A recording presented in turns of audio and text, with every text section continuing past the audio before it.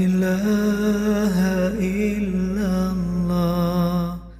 বিশ্বনবী ইনসাফ করতেন। বনু মাখজুমিয়া গোত্রের এক মহিলা চুরিতে ধরা পড়ল। কিসে ধরা পড়ল? কথা বলেন। চুরিতে। চুরি করলে নিয়ম কি? লাউ চুরি করলে, আম চুরি করলে, কলা চুরি করলে হাত কাটা যাবে না, এটা বড় চুরি। সুবহানাল্লাহ। ওমরে ফারুক বলেছেন, দুর্ভিক্ষের বছর কেউ যদি চুরি করে তার হাত কেটে দেয়া যাবে না, কারণ এটা অভাবের চুরি, এটা স্বভাবের চুরি না। ঠিক কিনা? ঘরে খাবার নাই, পেটে দানা পানি নাই, লাউ চুরি করছে, মুরগি চুরি করছে, এই চোরের হাত কেটে দিও না, কারণ সে ক্ষুধার্ত। পেটে খাবার আছে, গায়ে জামা আছে, সমাজে সম্মান আছে, তারপরেও পুরো দেশটা খেয়ে ফেলতে চায়, এরকম ডাকাত আছে না নাই? দেশের টাকা পাচার করে, ব্ল্যাক মানি করে, এরকম ডাকাত আছে না নাই? ঘুষ খেতে খেতে পেটটা এরকম হাতির মতো মোটা করেছে, এরকম ডাকাত আছে না নাই? দেশের সবকিছু লুণ্ঠন করে, এরকম আছে না নাই? এই ডাকাতদের হাত কাটার মধ্য দিয়ে হাত কাটার প্রোগ্রাম শুরু করতে হবে।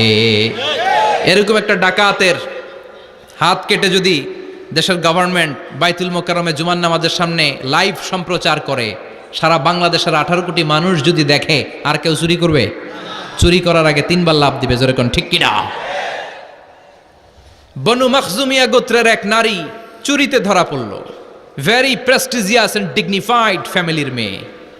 এলাকায় সম্ভ্রান্ত কিছু ফ্যামিলি থাকে না, এরকম বড় ফ্যামিলির মেয়ে। সব সাহাবারা বলল, এখন যদি নবী হাত কেটে দেয় মদিনাতে তো মারামারি হবে। ওসামা বিন যায়েদকে বলল, ওসামা, তুমি বিশ্বনবীর সবচেয়ে প্রিয় পাত্র, হুব্বু রাসূলিল্লাহ, তুমি যাও বিশ্বনবীরে বলো হাত যেন কেটে না দেয়। ওসামা যে বলে, নবী গো, সব সাহাবারা বলেছে এই মেয়ের হাত কাটলে মদিনায় ঝামেলা হবে, হাত কেটে দিয়েন না। এই কথা শুনে বিশ্বনবীর চেহারাটারে লাল করে দিল কে? বিশ্বনবী বললেন, ওসামা, কোত্থেকে এত বড় স্পর্ধা পেলি রে তুই ওসামা? এই আইনটা তো আমি বানাই নাই, আরশের উপর থেকে এই আইনটা নাজিল করেছে কে?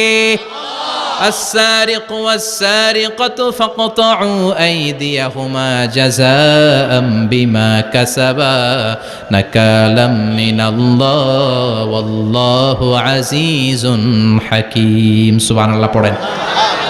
If anyone steal something very precious from the society, from house, the government should cut down his right hand. দামি কিছু চুরি করলে গভর্নমেন্ট কাটবে, আমরা কাটতে পারবো? এটা সরকারের কাজ, সরকার ডান হাত কেটে দিবে। ওসামা, এটা আল্লাহর আইন। কেমন করে আল্লাহর আইনে তুমি সুপারিশ করতে আসো? কোন বনু মাখজুমিয়া গোত্রের মেয়ে?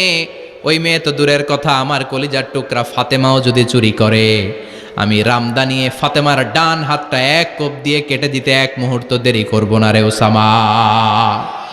জাস্টিস, ইনসাফ শিখে নাও। কেমন করে প্রতিষ্ঠা করেছে বিশ্বনবী, চিৎকার করে বলেন ঠিক কিনা? এগুলো হচ্ছে বিশ্বনবীর অভ্যাস, আচরণ। বিশ্বনবী ধীরস্থির ভাবে কথা বলতেন, তাড়াহুড়ো করতেন না। সাহাবারা বলতেন, বিশ্বনবী যখন কথা বলতেন প্রতিটা শব্দ আলাদা করা যেত, প্রতিটা অক্ষর আলাদা করা যেত। আল্লাহু আকবার।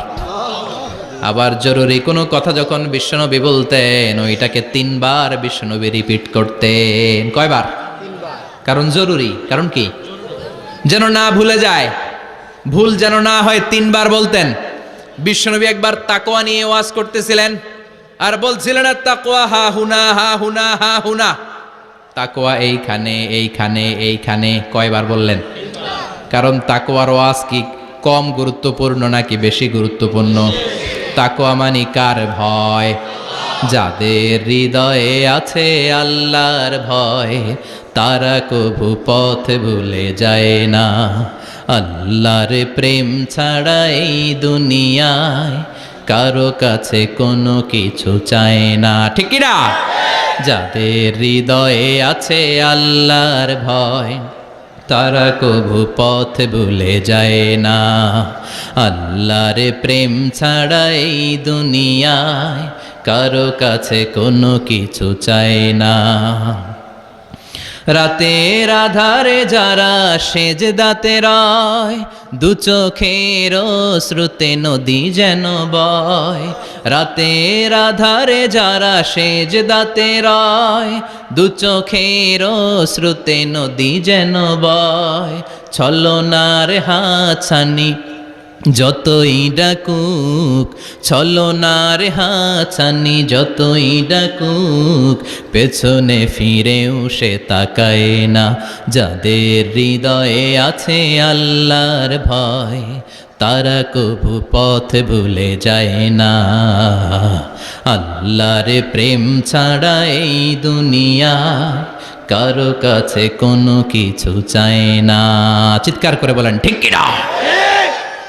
তাকওয়ার ওয়াজ করলেন, তাকওয়া মানে আল্লাহর ভয়। বিষ্ণুই বললেন আর তাকওয়া হা হুনা, তাকওয়া হা হুনা, তাকওয়া হা হুনা। তাকওয়া এই জায়গায়, তাকওয়া এই জায়গায়, তাকওয়া এই জায়গায়। যেহেতু এটা গুরুত্বপূর্ণ, বিষ্ণুনবী 3 বার ইঙ্গিত করে বলেছেন। সুবহানাল্লাহ। বিষ্ণুই বলেন না তাকওয়া হা হুনা, তাকওয়া এইটা। বলেন না তাকওয়া হা হুনা, তাকওয়া এইটা। বলেন না তাকওয়া হা হুনা, তাকওয়া এইটা। জুব্বায় তাকওয়া, দাড়িতে তাকওয়া, টুপিতে তাকওয়া বলে নাই। তাকওয়ার আসল জায়গা হলো হৃদয়। এজন্য যাদের হৃদয়ে আল্লাহর ভয় আছে, তারা কোনো দিন পথ হারাতে পারে। তাদেরকে সিরাতুল মুস্তাকিমের উপর দায়েম রাখে কে? কি সুন্দর অভ্যাস ছিল বিশ্বনবীর, মানার দরকার আছে না নাই?